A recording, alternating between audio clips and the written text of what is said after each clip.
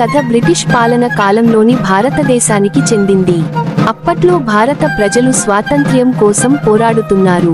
British ప్రభుత్వం వారి పాలనకు విరుద్ధంగా నిలిచిన అనేక మందిని అరెస్ట్ చేస్తూ, నిర్బంధిస్తూ ఉండేది.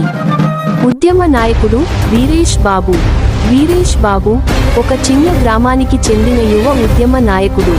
ఆయన గాంధీ సిద్ధాంతాలను అనుసరించి అహింసా మార్గంలో బ్రిటిష్ వ్యతిరేక ఉద్యమాన్ని నడిపేవాడు.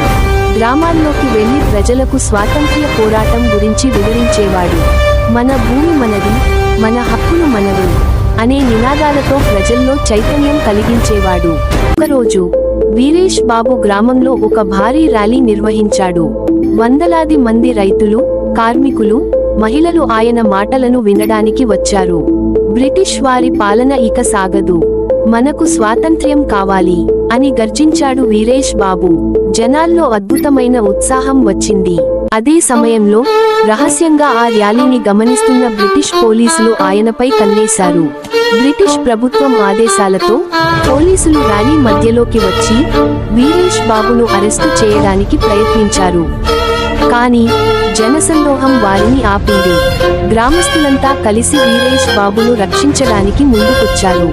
కానీ బ్రిటిష్ అధికారులు ఆయన్ను పట్టుకునేందుకు ముందుగానే ప్రణాళిక సిద్ధం చేసుకున్నారు.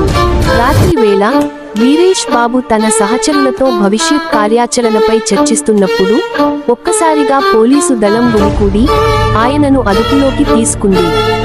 గ్రామస్తులు ఆగ్రహంతో నినాదాలు చేయగా వీరేష్ బాబు ఒక్కసారి వెనక్కి తిరిగి చూసి ఒకటి మాత్రమే చెప్పాడు: స్వాతంత్ర్యం చాలా దూరం లేదు, నా అరెస్ట్ మన ఉద్యమాన్ని ఆపలేడు, పోరాడండి. అయితే ఈ అరెస్టు ఊహించని